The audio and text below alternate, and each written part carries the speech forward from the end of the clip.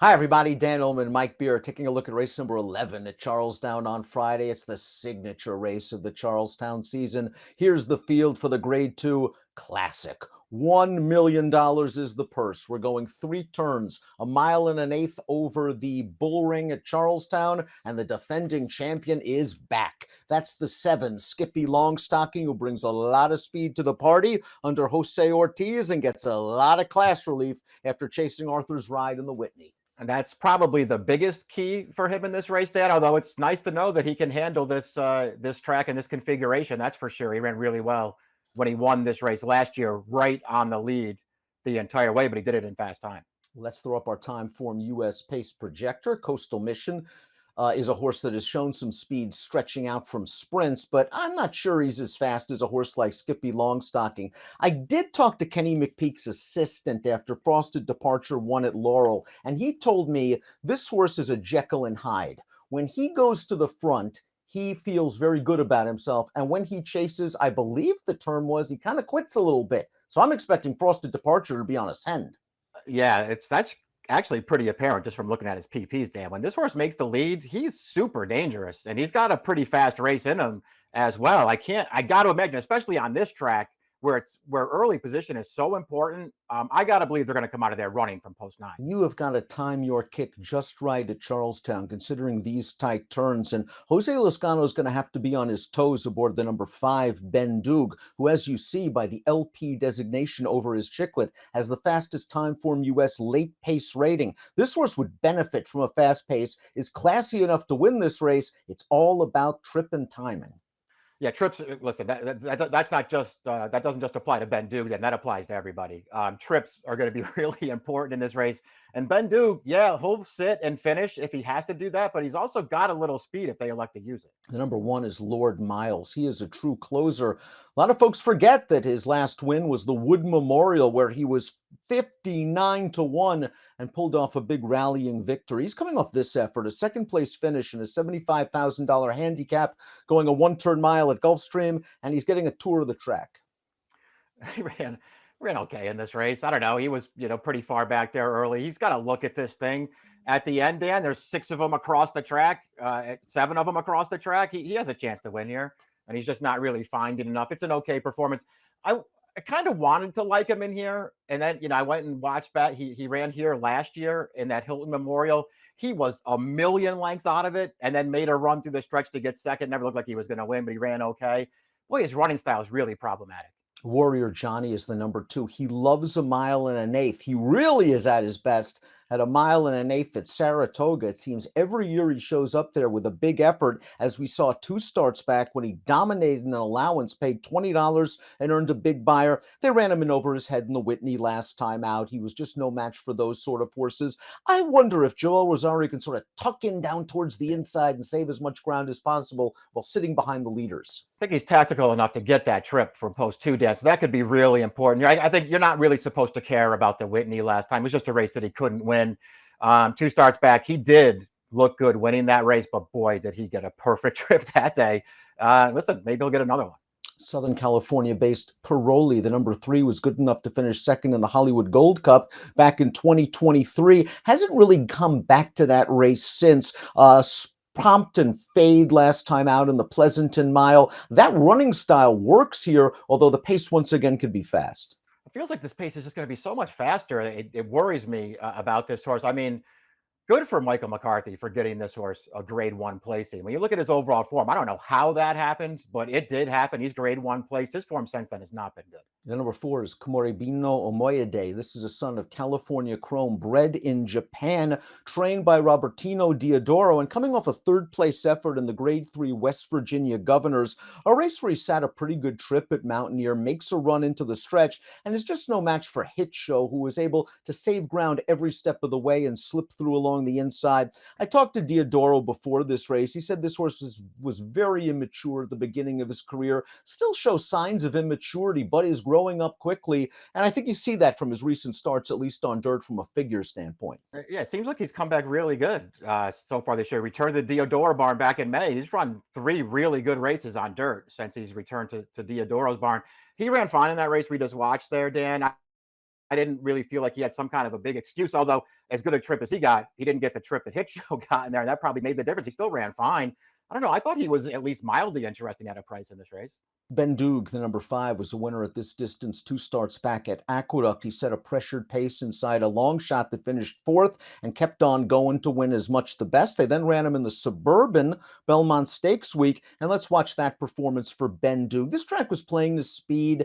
Bendoog made a bid into contention to make the lead turning into the stretch. He drifts slightly towards the rail. I thought all in all he's pretty game to hold second behind a good horse. Krupe would come back to run second in the Brooklyn with a 98 buyer, then second in the Whitney with a 106. I appreciate that he digs in here and holds second to Krupe, that did come from last to win this thing. He did make an early move.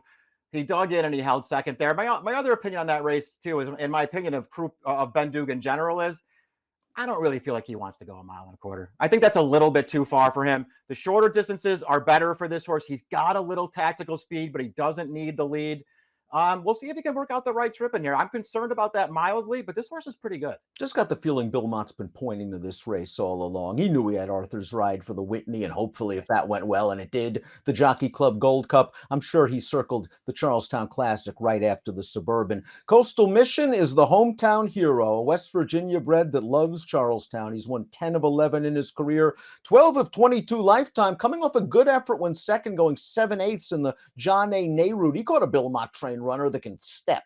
That's Mulligan, who got the jump on Coastal Mission. He's had a good trip tracking 3 wide. He's just not as good as Mulligan. He consistently runs competitive buyer speed figures. But while you say that maybe Bendoog, 1.25 miles is too far for him, maybe Coastal Mission, 1.125 miles is too far for him. Yeah, I wonder about it. I mean, he did win his lone start over this distance on this track, but for the most part, while he was here, Dan, they kept him going shorter. And since he left Charlestown, his record's taken a little bit of a hit, but he's run really well in some tougher spots. So I think he classed up pretty well with those better horses. He comes back here to a track he loves, a distance which I think he can get, and he's got the right running style as well. This horse makes a lot of sense in this race, and he's very fairly priced on the morning line. Here's the defending champ, the 7, Skippy Longstocking. They kind of handed him the lead, didn't they, in last year's Charlestown Classic? And with his speed and his agility, he was able to walk through a 48 4 half mile over a wet track and just was never threatened afterwards. He's had a really good year for Saffie Joseph, a 107 buyer in the Oaklawn Handicap. That was a facile victory 3 starts back. Last time out in the Whitney, he was just in wrong place, wrong time, on a hard chase against a sharp horse, one of the best horses in the country, and no wonder he got tired. Even though the pace is expected to be fast here, it's probably going to be a better setup than last time. I think so too. And you know what? It's not like he needs the lead. I mean, yeah, he took advantage when he won last year on a loose lead. He doesn't need the lead to run his best race. So I just think he's going to be right up close here, Dan, whether that means he's cutting this thing out or if he's just sitting off of another horse. I mean, he's really good, and it makes a lot of sense to just run him in this race. I can't say I'm his biggest fan, but he's the horse to beat in here for sure. The Velocitor, the number 8, is a classic winner in Canada. He won the Prince of Wales on dirt, a second jewel of the Canadian Triple Crown. He comes into this race after finishing 3rd in the Cornhusker Handicap last time out at Prairie Meadows. He ran into a sharp one. Red Route 1 is a good closer, and when he finds the right class of horse, Red Route 1 is tough to beat. Velocitor forces himself off the rail at this point to go after the winner, and he just can't get to him. The 7th place horse would come back to win that grade 3 at Mountaineer Hit Show with a 97 buyer. He ran well again in this race. I didn't think he had, some kind of big excuse, but he ran fine in there. His prior 2 wins were both, decent performances over inferior horses, Dan. I feel like this is a tougher spot for him, but I'm not going to knock his recent form. Frosted Departure is a speed. He's at his best when he gets to the lead, and he benefited from a lot of scratches in the deputed testimony last time out at Laurel. Let's watch that race. The other speed, Ain't de Beer Cold Conceded. Frosted Departure got loosed. Frosted Departure is going, gone. 98 buyer speed figure for Frosted Departure, who's won 2 out of his last 3 starts. We'll see if he's this good. Yeah, we will. And we'll see what kind of trip he can get too, because again, we talked about on the open. I'm sure they have designs on him making the lead here, but it's not a given that he's going to be able to make the lead in here, especially from post 9. We'll see what happens, Dan. Listen, when he gets to the front, he could be super dangerous, but he probably, assuming everybody else shows up with their good race, he might need to run the race of his life to win. The 10 is Double Crown, creeping closer to $1 million in earnings. He's a graded stakes winner in his own right. Owner Lynn Cash likes to run his horses. It'll be Double Crown's 11th start of 2024. He didn't do much last time out at Prairie Meadows behind Velocitor, was listed as a vet scratch at Laurel on June the 14th, only 6 days later. And yes, Lynn would have run him off a 6-day break. Tough outside post. Tough to take him in his current form, but 50-1? Yeah, I know. I mean, anytime you get Double Crown at a price like that, you could at least take a second look, because he is one of those horses, Dan.